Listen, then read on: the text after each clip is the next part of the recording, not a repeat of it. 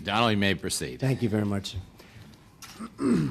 Well, first of all, I think I could say to Mr. Seidman, who I believe has done a really fantastic job while he was in government, that had the 1986 catastrophe of the Tax Reform Act not been passed, I'm not sure that you'd know Mr. Seidman in the capacity of RTC. You'd know him in some perhaps more positive capacity, but not in the Resolution Trust. And I think in bringing that point up to Mr. Seidman before, he tended to agree with me, I think. Good. So this tax act was just an absolute catastrophe for the country, for the real estate industry, and I really hope that something can be done, as Congressman Thomas recently said, that something can be done to change at least parts of it, because it has taken all incentive away from investing in real estate, and real estate really means so many jobs. I mean, you have a city called New York City.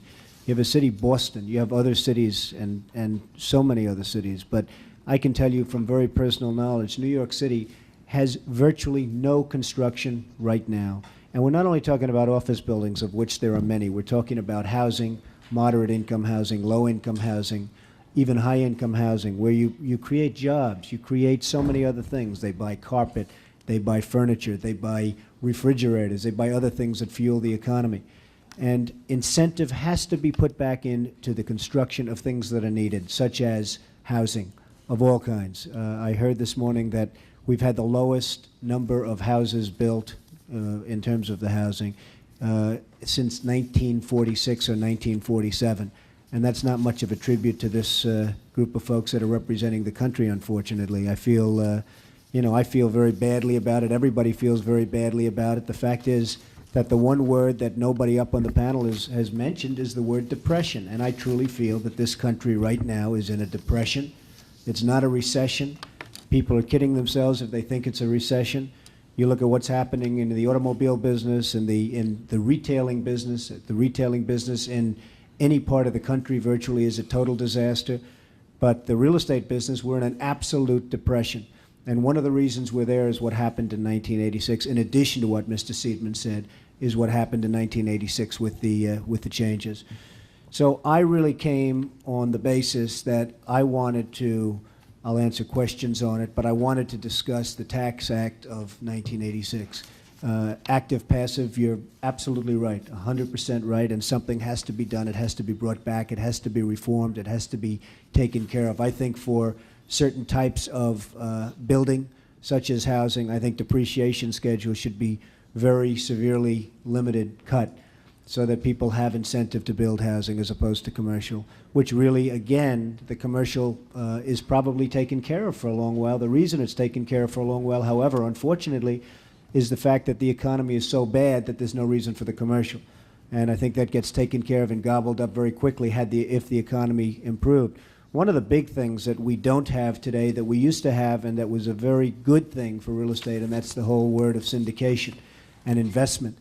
And if you're a dentist and you're making $200,000 or $300,000 a year, and you can't invest now in real estate. The reason the stock market is artificially high, in my opinion, is there's no other form of investment. I mean, you can't put it into real estate, and you can't put it into bonds. So people are putting it into a stock market. All the companies in the stock market are doing lousy, but their stock is high. And I think what we have is when the stock market goes down by, let's say, 1,000 points in 2 days, which perhaps it might, then we're in a full-scale depression. Then everybody admits it. Then the politicians admit it. The president's going to admit it. Everybody's going to admit it. And right now, the only thing that sort of keeps the word depression off their lip is the fact that we really have a 3,000 stock market, and people are surprised to see it, because the companies certainly aren't doing very well within the market itself. But the syndication of real estate was a very positive thing. And you can't syndicate. You can't have people putting up equity. That would take a lot of the strain off the banks. If people could put up equity in the form of equity money for syndication, where you used to be able to go out and syndicate a piece of real estate, today you can't. A lot of the strain that we're talking about, liquidity crisis, a lot of the strain comes off the banks. And I think it could really open up a whole new market. And the other thing is, frankly, by having cut the high-income tax rates to 25%, as an example, people don't have the incentive anymore to invest. They're saying, why should I take a chance on investing in low or moderate income housing? I might as well just pay the tax. But the fact is that 25% for high-income people, it should be raised substantially, with the understanding that if you invest, you can get it down and down substantially below that number. The incentive was taken away when the tax rates came down for high-income people. And I say leave the middle, leave the low, lower them. But people with money have to have the incentive. The dentists, the doctors, they have to have the incentive to invest, and there is no incentive. So New York City desperately needs housing. There's no housing being built. Every city needs housing now. There's no housing being built. And I hope at Ways and Means they're going to be able to do something with respect to housing, because if it's not done, you're just not going to have any construction jobs in this country. New York City has the lowest number of construction workers, I think, since the Depression. I was with a very, very capable firm the other day, the biggest construction firm in New York City, HRH, and it's called HRH Construction. And we were discussing what they had planned. They said they have not one building planned in New York City for the next 2 to 3 years. Now, you think of that. Not one building planned. So you say that means not one electrical worker. I mean, they're just finishing up some buildings, and when those buildings are finished, there's going to be nobody employed in the biggest industry in the country, because construction is the biggest industry in the country, and there's going to be virtually nobody employed. So I just I was asked to come by the chairman, and I make this plea that if something isn't done to put the incentive back, I mean, we're no different right now than the Soviet Union. They have no incentive, and we have no incentive. And if something isn't done to quickly put the incentive back, this country is going to be in very deep problems. It already is, but it's going to get far worse. Now, let me ask you, if Congress does nothing, doesn't take any course of action whatsoever, how long do you think it would take our country to climb out of the economic crisis that it's in today? Well, I think if incentives aren't given through taxing and other means, I believe that this country could be in this deep recession / depression for years. For years. I see no sign of any kind of an upturn at all. There's no incentive to do anything. There's no incentive to invest. Everyone's doing badly. Everyone. The wealthiest people are doing badly. The poor people are doing badly. Everybody is doing badly. I mean, you walk around the cities today, very, very few are doing well. And unless the incentive is given back to this country, and it's been taken away with 1986, unless it's given back, I really think you could be. I mean, there's an expression that we're using, survive till 95. I think it's maybe longer than that. It's survive to 95. I think we're being generous. It's really, really bad. And you folks are going to have to do something to fix it and to get people moving. How did we get here as we are? Has it been the mountain of debt that's been created in the public and private sector? Well, I think has it been the generosity, as Mr. Seidman said, of our tax laws and allowing interest rates to be deducted so that it encourages a debt-driven economy? Well, I think we got here by the fact that at the time certain things were done. I can speak in terms of the real estate business. Certain deals were made predicated on a certain tax policy, and then that tax policy was changed. I mean, I truly believe that you wouldn't have had the savings and loan crisis. I mean, you save minutia compared to the money that you've wasted on bailing out the savings and loans. Now, your insurance companies are in deep trouble, and I think they're going to get much worse because so much of their portfolio is in real estate. And I think you better save the real estate now. I mean, I can tell you, I bought things that were great deals in the middle 80s and even the later 80s. But when that tax law kicked in, really kicked in, all of a sudden those deals, which were good economic deals, were no longer good economic deals because they changed the game on me and they changed the game on everybody else. And it's pretty unfair. You make a deal predicated on a certain tax law, and then they change the rules. So a lot of the problems that you've experienced are because of the fact that some very foolish people, in order to save a small amount of money, because they heard the word tax shelter and they thought the word tax shelter was a bad thing, as opposed to saying it's an investment in real estate. I mean, an investment in low-income housing, they call a tax shelter. And the word tax shelter is like the word junk bond. It's a very bad-sounding word, even though it isn't necessarily a bad thing. So they heard the word tax shelter, and politically they didn't like that word, and they said, let's get rid of tax shelters. But when they got rid of tax shelters, they got rid of people investing in low and moderate income housing and lots of other good things. And I think you're going to have to go back They could have corrected 1982, the law, 1982. They could have corrected it, gotten rid of the abuse, and had a great situation today. You wouldn't have had the savings and loan problems. I don't think you would have had many of the banking problems. You wouldn't have had what is going to befall you now, I think. They were just stronger to start off with, but I think the insurance companies are going to be in very deep trouble because of the values of their real estate have been eroded because of what Congress has done. So you have some very deep problems that can be corrected fairly simply by putting the incentives back. Real estate has always been one of America's favorite industries. The tax code has long favored real estate to a great extent because it employs so many people and is so important for the welfare of our economy. In 1981, we became very generous with real estate. We cut depreciation schedules in half. We gave tax credits. Would you say that's where we started to go wrong? Is that where we were overbuilding shopping centers and commercial buildings that were not filled? Well, I think that's where you started to go right, but maybe there was an excess. I think if it was channeled more toward the housing, which has always been, I mean, there's never been enough housing. You need it desperately, and I'm talking all forms of housing. You need it desperately. Including low-income housing. Including low-income housing, absolutely, and including senior citizen housing and dormitory housing and other forms of housing. There has never been, it's an insatiable thing, and you could really get that going, but what you're also getting going is jobs. Because I'll tell you what, New York unemployment and other cities' unemployment is astronomical. I think it's much higher than the numbers are indicating. I just don't think it's been reflected yet. If you look at what's going to happen with the construction industry in the next few years, forget it. There's not going to be anybody working. So I really think you need that for a lot of reasons, but also to spur jobs. Passive losses is one thing that many people draw attention to. Mr. Seidman, you did, members of this committee did. When we passed it, we had no hearings to my knowledge on it. It happened almost overnight, and it was a surprise so that it was never given the full thought and attention it should have before we made such a bold and important move. There is a bill now that Mike Andrews has with several hundred, I understand, sponsors that hasn't moved through the committee yet, the Ways and Means Committee, which says that developers should, if they're in full-time occupation, in real estate development, should be excluded from the passive law, rules law.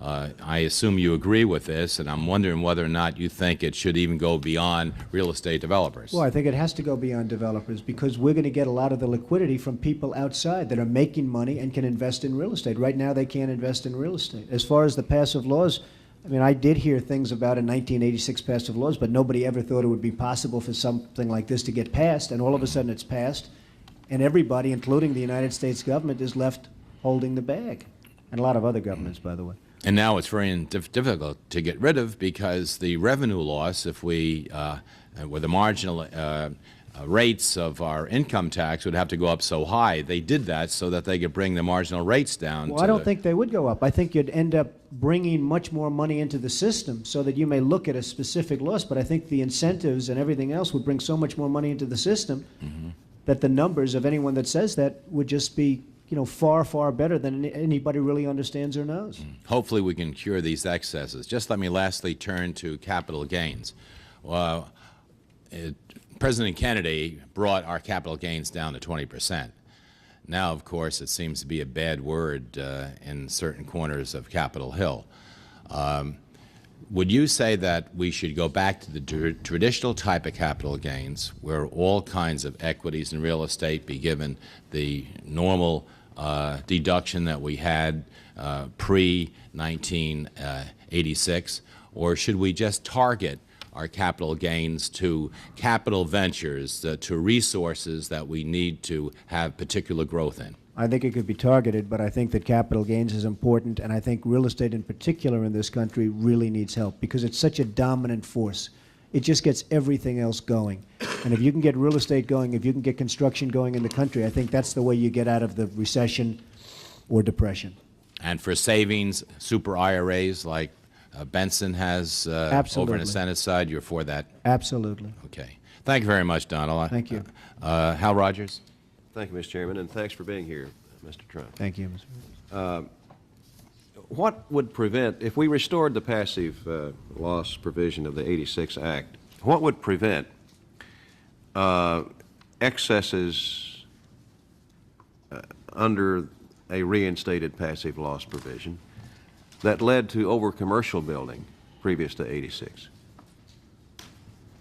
Well, I think one thing that could be done is you could re-examine this over the years so that if in 2 or 3 or 4 years you saw a great deal of housing, and I think that would be unlikely because it does seem to be insatiable, but if you saw, and I hope you'll have this problem, frankly, but if you saw so much housing being created by the reinstatement or the cessation, I think that you could probably take another look at it and maybe terminate it at that point for the future. But I just feel that you really, I mean, that was a tremendously negative provision, and it really hurt this country. It truly hurt the country. Would you limit its reinstatement to residential properties? Well, it just seems that that's what's really needed now. I mean, everyone agrees that you need housing, and you probably always will need vast amounts of housing. So it seems that that's what's needed, but you have to understand when the economy comes up. You know, these buildings, many of the buildings built right now, built and empty and see-throughs and all, when they were built, it seemed like a good idea by a lot of people, and a lot of honest people. You know, the banks that loaned the money weren't all bad, and what happened to a lot of people is the economy went bad. And now everybody says, how could they have built this much space? But the fact is, this space, if the economy had stayed like it was in 86 and 85, that space would have been gobbled up and they'd be building more and everybody would be happy right now. I mean, the economy went very, very bad. And you look at various cities, they're cutting back on space. I mean, I'm seeing things where they have less space this year than they had 2 years ago. It's you know, unheard of statistics. So nobody could have predicted what was going to happen with the economy. So it would be nice to have it across the board. It would be nice to say that the banking system and various other controls will take care. But you certainly, at a minimum, you should have it for the housing industry, my opinion. Mr. Seidman seemed to say, and he's behind you and can correct me if I'm misstating his testimony, part of it. He, in essence, said that a recovery in the overall economy is the only way to cure the real estate problem. You seem to say that the reinstatement of the passive loss provision of 1986 TEFRA would lead us out of the recession. Well, no, I'm not saying that alone. I'm agreeing with Mr. Seidman, except I'll take the word only out. I think that the government can do quite a bit also, including the shortening of depreciation schedules, the power to syndicate, the right to syndicate, which also has to do with the active-passive. If we were able to syndicate development, or able to syndicate even buildings that are built and successful and good that you can't get a mortgage on. I mean, I have a friend, he's got a building with an IBM triple net mortgage, with an IBM triple net lease, he can't get a mortgage on the building. And it's a perfect, beautiful, nice little building with IBM as a tenant, and he can't get a mortgage because it's real estate, because the banks are allowed a certain amount of real estate. And they want to cut down on the real estate. So even a good loan like that, they don't want to put it because they don't want to be associated this year with real estate. This is a bad year for real estate. This has been a bad 2 years for real estate. Hopefully in 2 years from now, everyone's going to want real estate. It runs in cycles. But you really can do things other than just economy. I mean, I think you can, I'd like to say that you can spur the economy through taxes so that the economy actually gets good. Now, we're operating under the Budget Act, the Budget Agreement Summit, which has a pay-go provision, pay as you go. If you reduce taxes, you got to make up the revenue somewhere else so that we have a revenue neutral action. Are you saying that if we reinstate the passive loss provision, we're going to have some lost revenues because of that? Am I hearing you say that you would increase the income tax rates of the higher income people? Well, I would do that. Difference? Yes, sir. I would do that because I believe strongly that people don't have enough incentive to invest right now at 25%. I just don't believe they have enough incentive to take the risk of investment with recapture and all of the other problems of investing in real estate and other things. And I would absolutely do that with the understanding that if they do make the investments, they can go down to the minimum level. And I feel very strongly about that. As far as the $5 billion that we're talking about, that $5 billion in loss of taxes may contribute $100 billion because of the incentives that it gives. See, I don't look at that as a loss in taxes. I think that so much work could be created by getting rid of that horror show that you may take in $100 million. Now, an accountant will tell you, well, we're going to lose $5 billion. But in actuality, it could spur hundreds of billions of dollars worth of work. I thank you for your testimony. You've been very helpful. Thank you, sir. Mr. Huckabee? Thank you, Mr. Chairman. Mr. Trump, you mentioned the Soviet Union and no incentives there. You know, for the last 45 years, we've been engaged in Cold War with the Russians. Clearly, I think a year ago, it became apparent that we've won that war. We spent tremendous dollars in the 1980s, as did the Russians, in the military buildup, and it broke their system, in my opinion, left us with a big debt. But clearly, we're the surviving superpower today. And here we find ourselves taking a micro look at this economy, inflation very low, running around 3%, interest rates lower than they've been in 19 years, no shortage of food, no shortage of oil, the things that have put us in recessions in our lifetime. And you seem to be saying, and I believe I agree with you, that you can trace this recession totally to the 1986 Tax Act and the devastating effect it had on real estate. But yet, prior to 1986, the tax laws were so generous that it seems to me that an awful lot of building was being driven by the tax code rather than a demand. Would you comment on this? Well, I agree with that, and I agree that there was abuse, and there were openings in that law which could have easily been stopped, and that could have been corrected. But what they did is they took an overall picture of the entire tax with the new Tax Reform Act of '86, and they totally destroyed the incentive that was proper in 1981. There were a lot of good things in 1981, and there were some bad ones, and the bad things should have been corrected. But they could have been corrected without having destroyed all of the incentive. For instance, we've had recessions before during my lifetime, which is now getting a little bit older and older and older. But in 1975, we had a recession, but that was a picnic compared to this. That was an absolute picnic. That was a question of some liquidity, some this, some that. Nobody knows when this is going to end. You know, I sort of smile as they're saying, when do you think it's going to end? Nobody has the faintest idea. There's absolutely no hope in sight unless something is done by the government to spur the economy, because the economy is not going to spur itself. I think all of the members here have seemed to imply that they favor the changes in the passive losses. You've mentioned changing in depreciation schedules, I guess reverting back to accelerated depreciation. I think that was one of the areas, looking back in the past, that was perhaps the greatest abuses, where one could recover their entire investment in perhaps 3 years as a result of tax write-offs. Which of these areas do you think would be more important?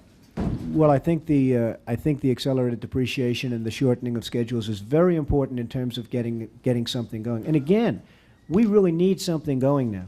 You can come back in 2 years or 3 years if it starts moving, and you can terminate that. But you have to get something going. If it's not started soon, we're just going to be in a free fall. I agree with you that there's probably an infinite demand for housing out there, and that we certainly should change our tax laws to encourage investment there, from low-income housing all the way up the scale. But you've suggested a new twist here, that it's necessary to raise the top tax bracket from the 31 to 33% up to 40 or 50%, and in order to encourage people to invest in these areas. Is that really correct? If we had the passive losses and the accelerated depreciation, and one could anticipate future increases in the value, do you think it's necessary to increase the tax rate? I think it would be a big help for the upper income taxpayer to have incentive rather than paying taxes to invest. I think that the accelerated depreciation schedules being shortened would be a tremendous help for the obvious reason that you'd be able to get assuming the active, passive, and assuming the right to syndicate, you'd be able to get investors to come into real estate transactions. And I'm not talking about only new building. I'm talking about existing. Because you have existing buildings with mortgages on them where the mortgages are coming due, and there's no bank in the world, and I'm talking good buildings that are making money, there's no bank in the world that will give you refinancing. So if you could bring in equity money through syndication, that would be a great thing. That would be a really great thing, because you'd open up the liquidity of the system so the banks can loan not only to real estate but to other things, because right now there's just no liquidity. If you brought in equity, non-interest bearing equity, that would be a tremendously positive boost for the economy. How higher do you think you would have to take the top tax brackets in order to make this happen? Well, I mean, the higher it is, the more incentive there would be. I guess it was 50 and it was 60 at one point, and it was obviously even higher than that. But the higher it is, the more incentive. And I don't mean middle income and I don't mean low income. If anything, that could be stay the same or be lowered. But I'm talking about the people that are making a great deal of money should have an incentive to invest. And I know it was 50, and I'm talking about a substantial increase with the ability to get it down to the minimum number. Thank you. Create Thank a lot you, of Mr. Chairman. jobs. Mr. Thomas? Thank you, Mr. Chairman. It's a pleasure to meet you, Mr. Trump. I've never really heard you in terms of your professional expertise. I've only read about you in terms of other activities, and I have to say that I admire you in terms of your professional expertise. I have been fighting the 1986 tax bill ever since it was passed. I think there were 3 really pernicious provisions, along with all of the other onerous ones. We've been talking about one in particular, changing of the rules, and I'll spend some time about passive loss in a minute. The second one that we haven't dwelt on was the change which almost invited, literally invited, the American homeowner to exchange equity for debt, because we removed the tax deductibility of consumer debt and then changed the rules to allow them to squander the equity in their homes. Absolutely. And then thirdly, a point that Mr. Seidman mentioned that most people don't realize was the retroactive aspect of that bill, where many people had made decisions about pensions and their retirement tied to real estate, in which the government changed the rules after the fact. You could not believe the decision that the government made prospectively, and I think psychologically that would significantly damaged us. In terms of passive loss, I know there are a lot of people watching who don't really understand what we're talking about.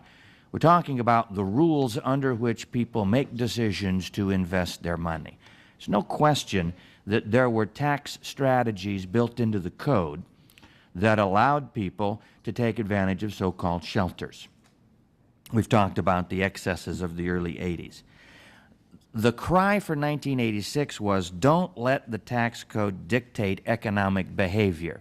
But I think you've quite rightly pointed out that one of the reasons the stock market is overly priced is that because of the tax code, that's the only game in town, that we are dictating economic behavior today. The loss of equity in terms of the homeowner is a tax code structure. We are continuing to dictate economic behavior. And I think the thing you have to understand, which I know you appreciate, is that the tax code is going to dictate economic behavior. There is no way for it not to if you have a tax code. That's right. And what you've asked for is for the tax code to create incentives for behavior. I agree with you. The problem is, I think people are overstating the correction necessary for passive loss changes. The bill that I originally sponsored and that I agreed to join in a co-sponsorship with Mike Andrews of Texas has been honed down to only cost about $2.8 billion over 5 years.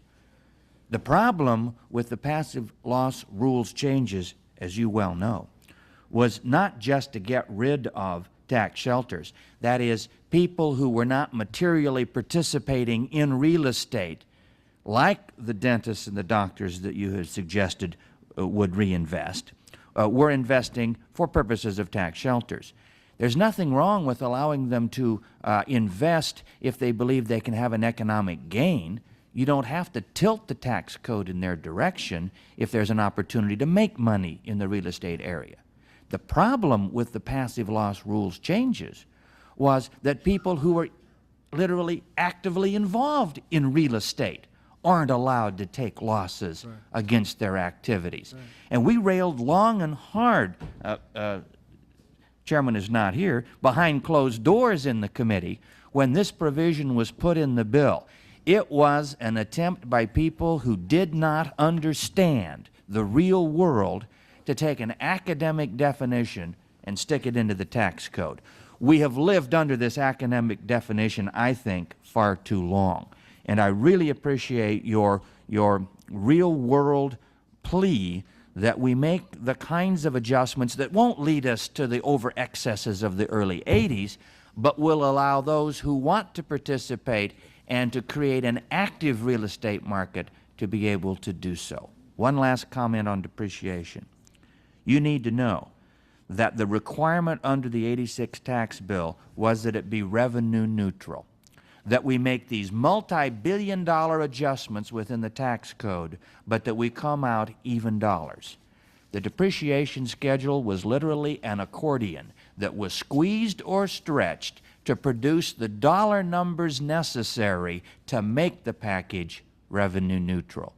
It was not designed to create an honest return on investment in the real world. It was a political gimmick to fill revenue gaps. And I just want to thank you. You have had to live with it. I think the American people have had to live with it far too long. We aren't talking about recreating 60 or 70% tax levels to fund a passive loss change. I agree with you that if people are going to have their money eaten up by the tax code, that they're going to look for ways to invest it and to make money. Incentives need to be built in, don't need to be built that high. We could use some of that money to adjust the depreciation schedule so that we don't create a massive tax loss. Correct. Your reaction? I agree with you 100%, sir.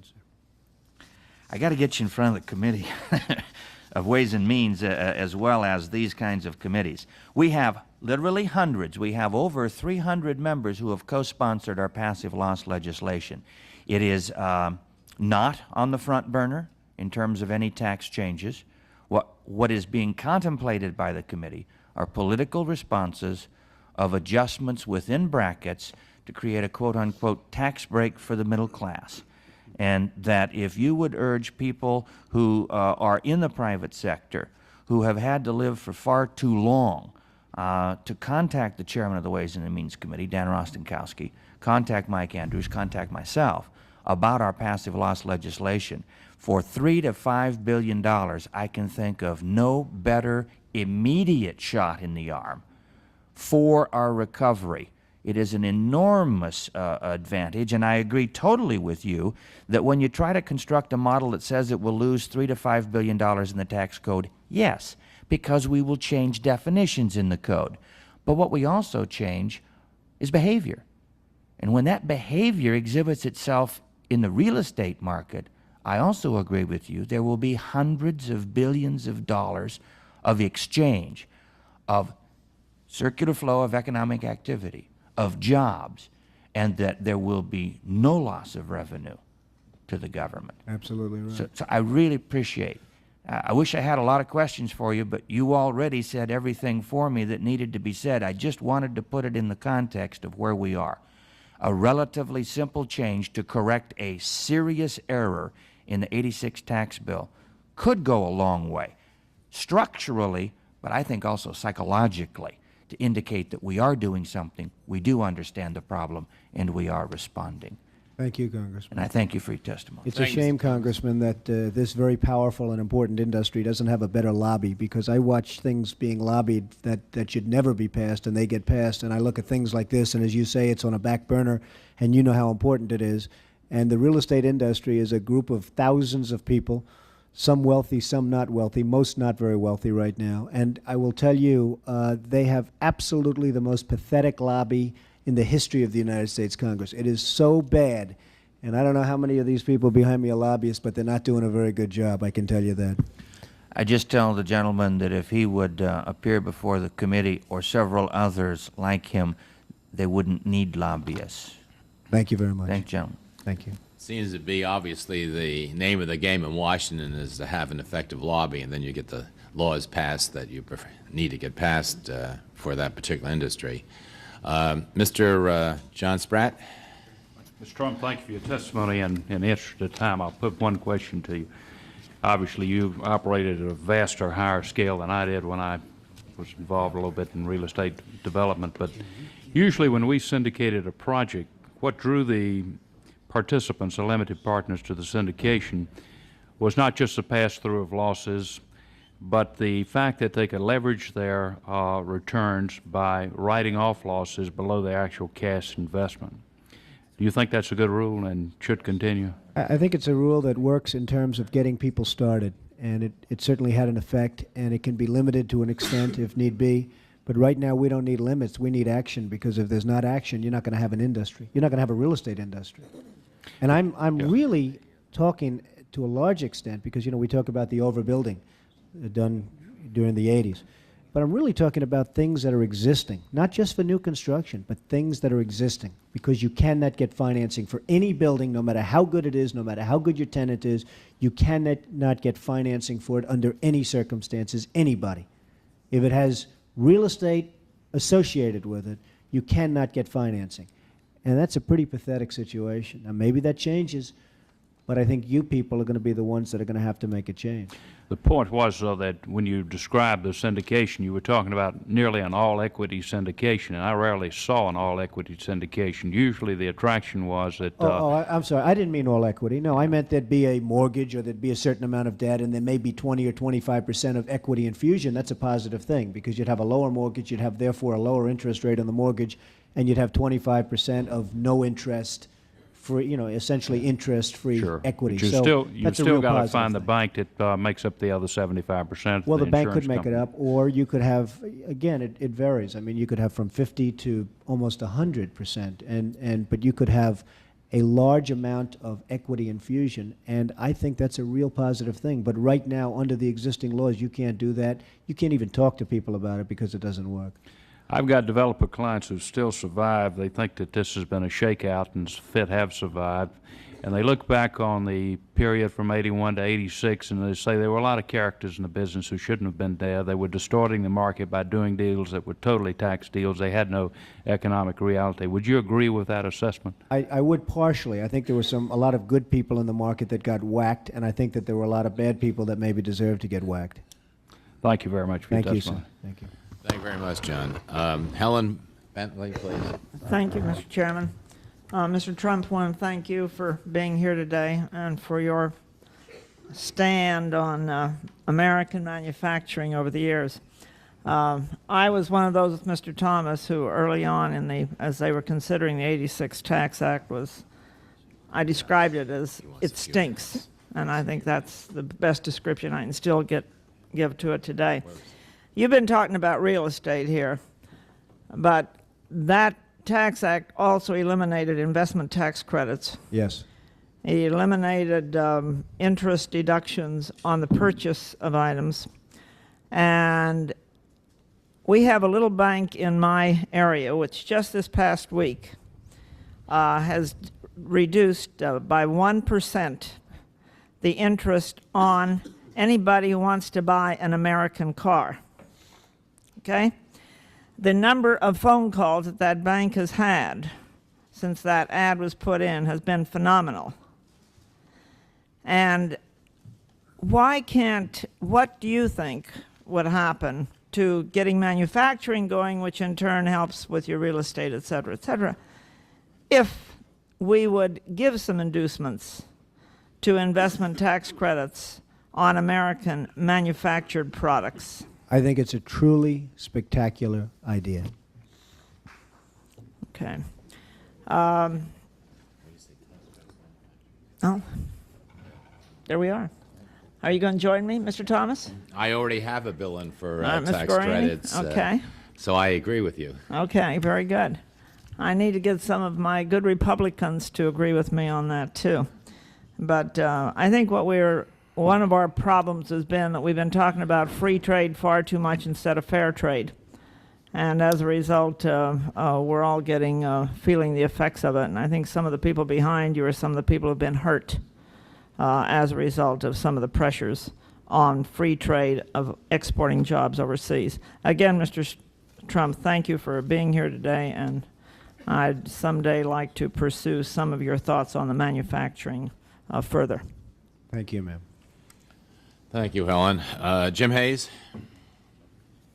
Thank you, Mr. Trump. I want to take this opportunity to perhaps outline things in a way that might seem sophomoric, but realizing that this is an opportunity because of someone with your high profile to have people who do not deal with financial markets understand some of the dilemma we find ourselves in and some of the ways of getting out of it. Explain in very simple terms how a developer such as yourself with an idea for a project takes the cost of the project prior to 1986 and the impact of that act, takes that project cost, proposes a financing mechanism, and goes about getting investors. Just briefly outline anything, whether it's a commercial or residential real estate venture. That's a long, it could be a pretty long answer, but just briefly, you conceive of a development in a site. It usually starts with a piece of land. You conceive of this, you go and you get your zoning, or you have your zoning. You get your architects, you get your engineers, you get your planners. You design something that you think is going to be nice and economic and all of the things that it's supposed to be. You then go out and get your financing, ideally. You used to go out and get your financing. Today, you don't even think about it. You then go out and get your financing. You build your job. You hopefully have a success, and you've created a lot of jobs in between for lots of people that are buying lots of different things for the families, including other homes, et cetera, et cetera. And that's really a process, and that is the process. But that process is now circumvented because it's impossible to get financing for any development in this country, I would say, right now.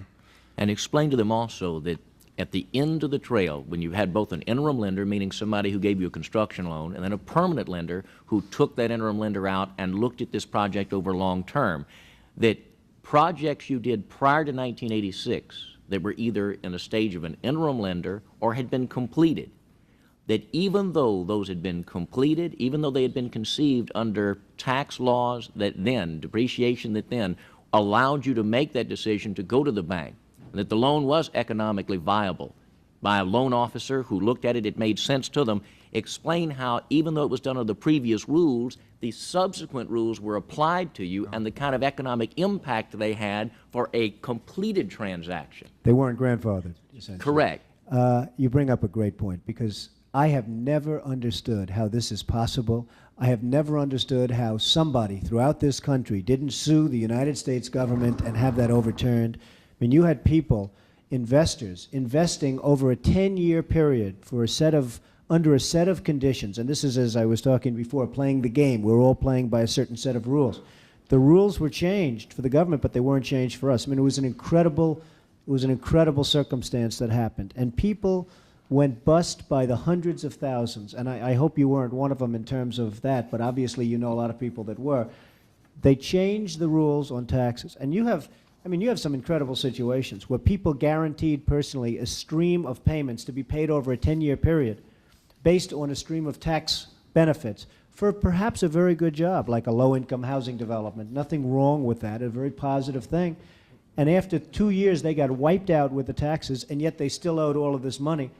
And many of these people, most of these people, had to declare bankruptcy. They couldn't pay it. So they personally guaranteed a stream of payments. How that wasn't grandfathered for those people, I've never understood. How it wasn't overturned by the courts, and I'm sure many people must have brought lawsuits, but I haven't heard of any successful lawsuit on it, is just beyond me, because it's probably the most unfair thing that I've seen in terms of business and government. Great point. And another point that I'll be specific and use an office building that I'm intimately familiar with, unfortunately, but to make the point, with the change in configuration of interest deductions, there was a building in my hometown that generated $242,000 a year in rentals. It had been done through a partnership, not a leverage deal, fully collateralized, 100% occupied, not outside investors, only two partners. But because of the change in the 86 code, the building was completed prior to the 86 code. The $246,000 was treated all as personal income to the taxpayer. But the interest deduction to the insurance company that financed it was allowed only at $10,000. That's right. Whereas the actual economic activity was a slight gain of $10,000 to $12,000 between rent and debt service. But the tax impact of $240,000 with only a $10,000 deduction gave an income tax bill suddenly of $60,000 and $70,000 on an investment that made $12,000 a year. And that's what took them down. Not a dishonesty, not a corruption, not a bad planning, not a building that fell down, and not one that wasn't occupied or speculated on. And I think we need to stress and they that. did a great job. Precisely. Basically. They did a beautiful job. And planning they did everything decided- right, and they got wiped out. It's And very, that very would true. explain your previous comment about good buildings that have tenants, but now lenders don't want them. I would suggest for two reasons, and ask if you agree. One is because of uncertainty. Since people who did good planning and fair planning got killed retroactively, they're not trusting of a government that might not, in search of revenues with a $300 billion a year budget, do something in addition, even on new buildings coming in, because the rules apply retroactively. Absolutely correct. And secondly, because it doesn't have a collateral value under that circumstance, since it's uncertain. And then I'm going to make 3 points, and please forgive me. One is, at no cost to taxpayers, if we do some of the things you've outlined, collateral value will be improved, but it doesn't require an injection. If a bank is carrying a building, such as the one I just described, whether it's interim or permanent, if it currently is assessed at a value of $1 million because of current tax law, if tax law were changed, that building alone might be $3 or $4 million, which on their collateral carried by the bank gives them less pressure from regulators because the asset value has been increased, but it didn't cost a taxpayer or a revenue payer 1 cent. You might even make a profit on RTC after all. I mean, you know, the fact is, if you really wanted to do this, and you'd obviously have to do it across the board, you could probably take RTC and end up starting to make some real sales instead of giving away for 5 cents on the dollar. I mean, you're selling property for 5 cents on the dollar that's much better property than that. And if you made the proper changes in the tax law, if you made some smart changes, your RTC property could even, you wouldn't have to contribute 10 cents to it, in my opinion. And secondly, I represent people who are being foreclosed on who've never missed a payment. That's something else I wish that people out there and at home would know. They've made every monthly payment through other income, and they were able to do so. But because the collateral value was depressed, even though they've never missed one of their bank payments, those loans are being called because the regulatory scheme is saying, well, wait a minute, this property is worth less. Therefore, we're demanding $3 or $4 million in additional collateral that they don't have. And they are being placed into either bankruptcy or they're being placed into tremendous economic adversity, having never missed one monthly or one quarterly payment. It's a very unfair circumstance. There are a lot of, I mean, there are hundreds of thousands, and I guess beyond that, people exactly in that circumstance. And the second point I would make is on property tax. If we do nothing in the Congress, if we keep current law, then we're just not having enough years pass where corporations and individuals are recognizing that if their properties are lowered because of the change in the tax code, that they should go to their assessors and get tremendous adjustments, which once again lowers the property tax receipts of counties and parishes, in my case, states, and make them suddenly have to come up with alternative tax packages for their own revenue measures. Right. And is that not, in New York, for example, are there not probably people who are trying to get property tax adjusted dramatically because of the impact on real estate ventures? There are indeed, absolutely. And my final question would be on economic activity. I come from southwest Louisiana, which people refer to as oil and gas community.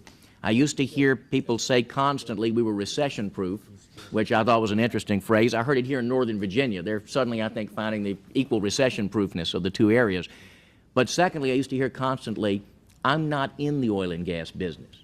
Well, when it collapsed from $40 to $8 and bounced for a while, everyone that sold shoes found out they were in the oil and gas business. Everybody that sold automobiles found out they were in it. And I'm reminded of that today because I think the point you're making is that I'm not in the real estate business, and I no longer am, by the way. Don't own 1 square inch of anything. You're lucky. But the point is, I'm not in the real estate business can't be said because it is such a large segment that fuels the economy, that if you are the shop owner, if you are in medical practice, if you are an attorney, you're in the real estate business because if your community has it collapse as mine did, it didn't just take down real estate developers, it took down everyone. 3 out of 4 of the kids who graduate this year with graduate degrees from my home university leave the state for employment. They didn't have the oil and gas industry either. They weren't realtors, but they can't stay and get a job. And my last point would be this, and then the chairman won't shoot me. For those who think it goes away cyclically, my community has been in the grips of a deep depression for 9 years. Right. It doesn't have a term limitation on depressions. And we had better have an affirmative action from a Congress, or I guarantee you there is no guarantee that New York City won't have 9 years or 19 years, Absolutely. or that we'll ever turn it around. And I would ask if you would agree with that, and then I'll be quiet and hope this time I haven't been too strident It for was my mother's beautifully sake. said. I agree 100%. Thank you very much. I appreciate your coming here also. Thank you very much. Yes, I thank the gentleman from Louisiana for the many suggestions that he made. Perhaps you'd be a great candidate for the Ways and Means Committee. On regard to the non-performing loans, the value to loan should be changed, and many people get trapped because of the banking regulations. They're unfair and unjust. Mr. Thomas. Just briefly, a question, Mr. Trump. We've all been wringing our hands about the RTC and the property that it has on hands and its inability to move it, taking 5 cents on the dollar. As an investor, what would your opinion be of the Congress's making those kinds of changes in the tax code, as we've indicated, passive loss, modified depreciation, and so on, and then have the RTC, rather than cherry-pick properties, simply batch them on the basis of some criteria, chronological listing or whatever, some good with the bad, and put them out there and see what would happen in terms of the market? I think you'd move a lot of property that way. I agree. I think that you should make the changes. You shouldn't sell another property. You should make the changes and then sell the property, and you're going to get money that you wouldn't believe. But not cherry-pick in terms of putting the No, best properties out, batch them and that let I the agree private with. sector sort it out. I would agree with what you just said, but I really think that you should stop selling property until such time as you straighten out the tax code, because those properties are being sold artificially low because of a bad tax code. Appreciate the answer. Thank you. Thank you, Mr. Chairman. Donald, the real estate industry is 20% of our GMP, employs 8 million people, and I understand, according to a statement that you filed, there is $200 billion in tax revenues that's realized nationally. And you've spoken up for a very important sector of our economy, and the sector that took the biggest hit in the tax reform of 1986. And there are a number of corrections that should be made for the sake of the growth of our economy. Otherwise, it will be too late if we don't move soon. So I want to thank you for your insights. I thank you for being here. I hope sometime soon we will have the advantage of your thoughts and your suggestions and your contributions before the Ways and Means Committee, because I think some of the tax suggestions you make have a great deal of validity to them. So Thank you, Mr. Chairman. So I thank you for the hour or so that you have spent with us, and I wish you well on your way back to New York. Thank you very much. Thank you all. Thanks. Thank you. I'd like to call on a good colleague in Congress, Ron Marlene from Montana. Ron. Thank you, Mr. Chairman. I noted on my monitor that you were having hearings, and I cannot commend too highly you and the committee for addressing the problem that exists not only in real estate but all across America. I noted also on the monitor that we had some of the regulators here